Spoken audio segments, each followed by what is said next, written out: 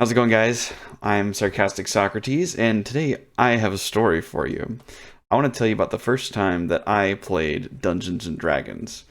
So, I'm going to be going out to the East Coast to where my family all lives. They've all moved over there, and so we only get to visit every now and then. And we're going to be going for Halloween. So my youngest sister says, "Hey, we should play some D&D while you're here." And I was like, "I've never played before." And she was like, "Well, don't worry, we'll get you set up. I'm going to talk to some friends. I got a friend that can be our DM, and she's going to set everything up. And don't worry about anything else. Just show up and we'll play." And I was like, "All right, cool." So when we get out to the east side of the country, and I set up things that let my wife watch the kids, and we go out to play Dungeons and Dragons for an undisclosed amount of time. We have no idea how long it's going to take. We're just going to play the whole campaign and just do it. The DM had requested all of us create our own character sheets before showing up, or at least the idea of what our characters should be, and then she would help us finalize the details. And she says, "Well, the theme for this is going to be a little bit different. It's not like a normal Dungeons and Dragons. We're going to make it up. We're going to do a Halloween theme, so we're going to be doing classic Hollywood monsters."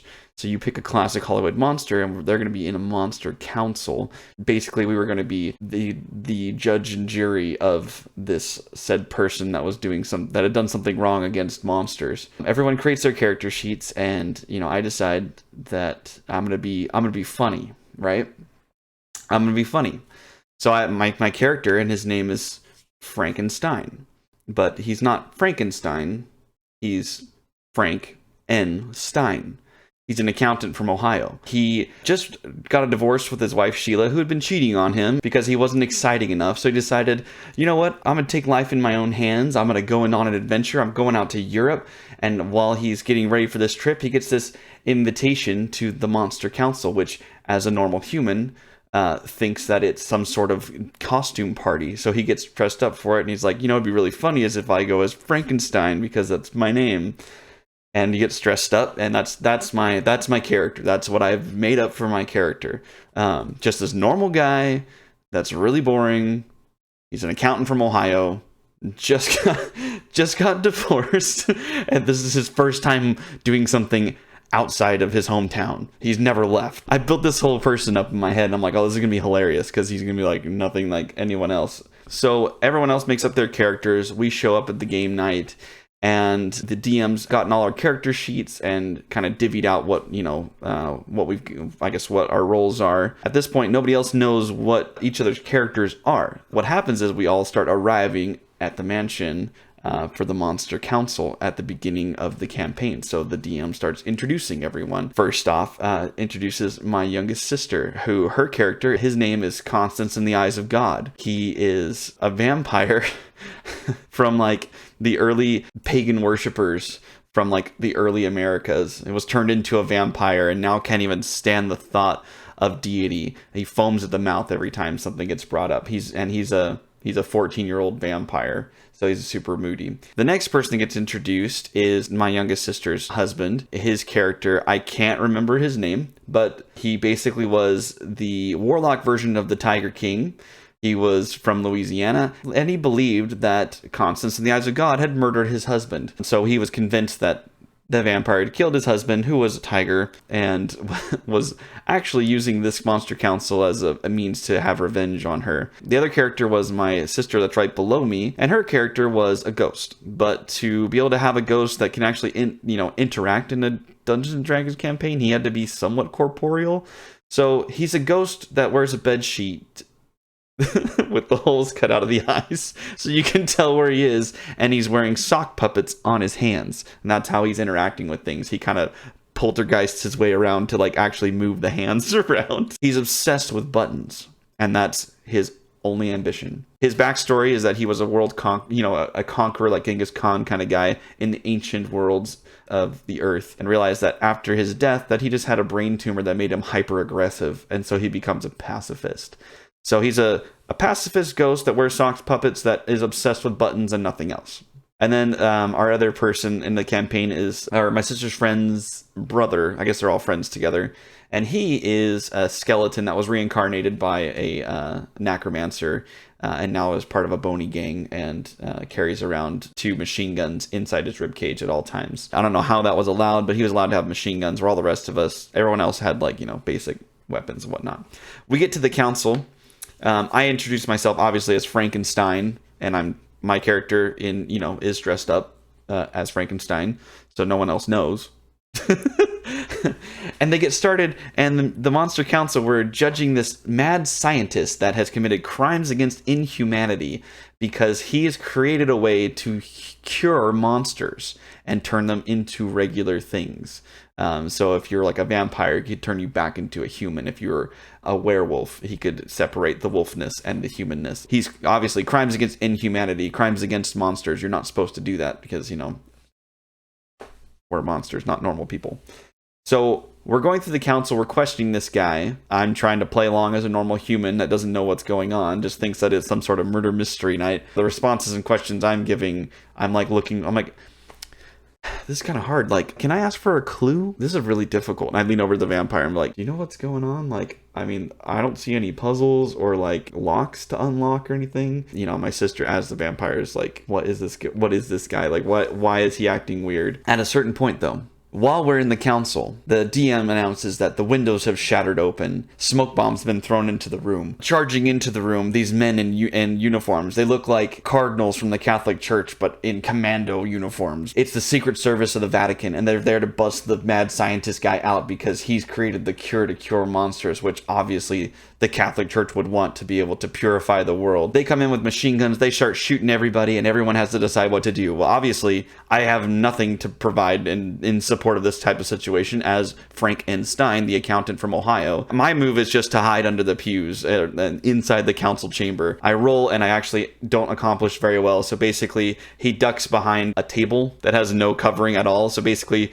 he's just underneath it, just hiding, underneath the table. Everyone else starts doing something else. The skeleton pulls out his guns and starts shooting at the commandos. My sister, her ghost, Paul is his name, decides to make a move on Constance in the Eyes of God, tries to take the buttons. He moves out of the way, and so we waste all of our moves basically doing absolutely nothing useful. The Vatican commandos end up getting to the scientist and releasing him and start heading for the window. The vampire's turn comes, and my sister decides to, instead of doing anything else, decides to summon a pack of wolves, which I was a little surprised. I didn't think a vampire could summon a pack of wolves because I didn't think they got along. I've only watched Twilight, and I'm assuming that they didn't get along in a while, unless it's some kind of, where they made friends. I don't know. But basically, vampire had the power to summon wolves, summons a pack of wolves, and simply instructs the wolves, attack the humans! Oh no. I'm a human. My character is a human. The DM knows my character is a human. And the DM just says, roll for attack. They roll for the attack. And the wolves, whatever, I don't know. I can't remember how the rules work. There's 6 of them. And because of the roll, each of them can deal 10 damage. Oh no. And the DM announces that the wolves, being pack hunters that normally go after the weakest prey first, attack the weakest human in the room first. Oh no. I look at my character sheet and I see my HP. My HP is 10. My defense is 0. I'm only wearing clothes. I have nothing to fight back. Oh no. So she announces that the wolf pack leaps over the pews and begin to tear Frankenstein to pieces. No! 60 points worth of damage. I'm dead 6 times over. And she describes my body being ripped to pieces and blood going everywhere. And everyone else being in the council being very confused as to why Frankenstein would all of a sudden get ripped into pieces and die immediately. And I died within maybe the first 15 minutes of my first D&D round. And it was friendly fire from one of the other campaign runners, my sister actually. But all was not lost. Igor is apparently at this monster council as well. The count or whoever, that the DM's person that's in charge of this council tells Igor, reassemble Frankenstein, put him back together. The Vatican commandos escape because everyone gets distracted with me dying. We basically get to spend the rest of the campaign trying to salvage what we've just ruined. Apparently Igor, puts me back together and I actually become Frankenstein, the real deal. And the DM, like the best DM ever, slides me over my new character sheet, which she had developed because she assumed that at some point I would die. And she assumed it would happen pretty early on, that I would get ripped to pieces or something would happen, and had it ready for me.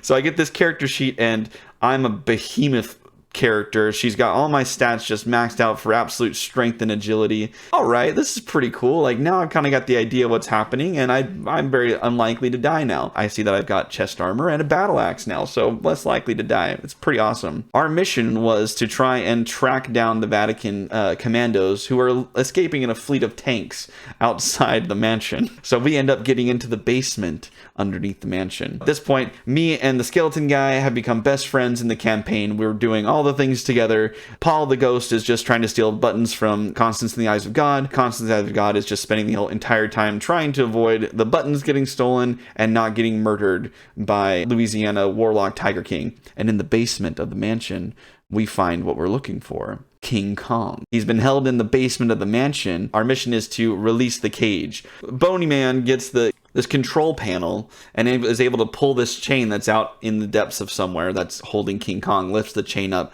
and we have to release cage enclosure. And I roll to sprint across a narrow ridge to get to the cage and rip the cage open. This is 2 separate rolls. The first roll ends up being like a 20 or whatever. With my strength and power, just claw my way across the narrow ravine using my hands and feet to just bust through the stone, as the DM describes. And I get to the cage and roll, and I get another 20 or whatever it is, another 18 or 20 with my strength and agility. The DM describes me ripping open the metal cage of the door and destroying the entire thing, freeing King Kong, who apparently in a past life knew Paul. And so then Paul and King Kong were friends, and Paul convinces King Kong to help us track down the Vatican commandos that are escaping in tanks with the mad scientists we were supposed to be putting on trial.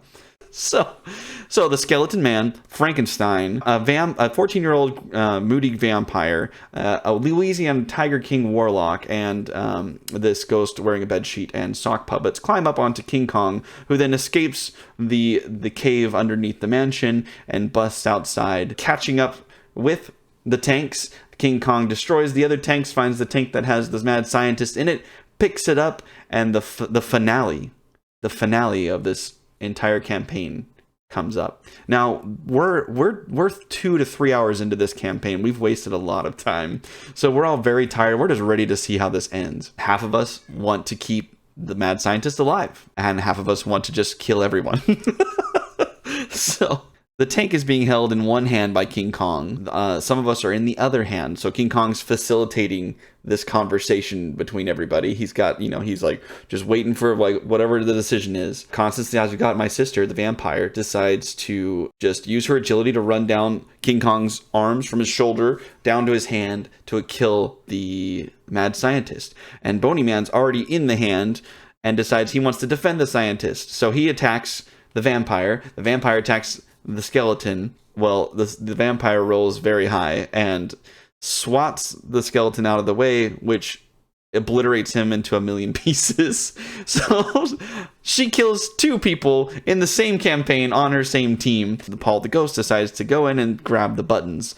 This time rolls and is actually able to achieve in getting the buttons. Steals the buttons from Constance in the Eyes of God. And it turns out the golden buttons that vampire was wearing on its lapel were the death tokens that Paul had used. Now, this is all made up by my sister that created this character. So the DM ends up at this point not knowing what's happening at all, because my sister's describing what's happening to Paul. She says that Paul takes the golden coins, places them on his eyes, and then finds his true inner peace and leaves this realm. So he just disapparates. So that's 2 people gone at the end of the campaign. She basically commits, self-suicide and then applauds herself out of the campaign. It's over for her. So now we've lost this communication with King Kong because that was, that Paul was the person communicating with him.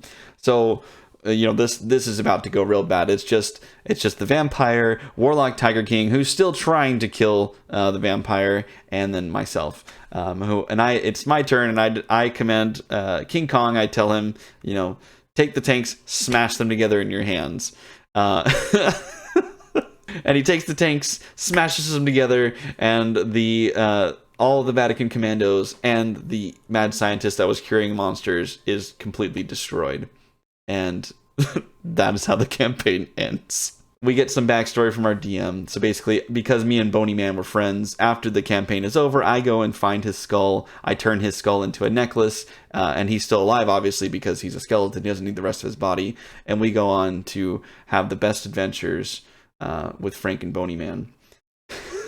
My sister goes back to her, European mansion or whatever, wherever vampires go. And Tiger King Warlock goes back to Louisiana. And that's how my first Dungeons and Dragons round went. Needless to say, I still have no idea how to play the game. And I have no idea what a normal match would look like, because that was probably the weirdest thing I've ever experienced. But it was absolutely hilarious. I mean, if you like this story, let me know, because then I can do some more. I've got some more for you too. I've got plenty of stories. I've got some real stories that actually are pretty funny. I've got a couple scary stories too that I'd love to share. So let me know what you think. Anyway, thanks for watching the video. Subscribe. We'll see you next time. Bye.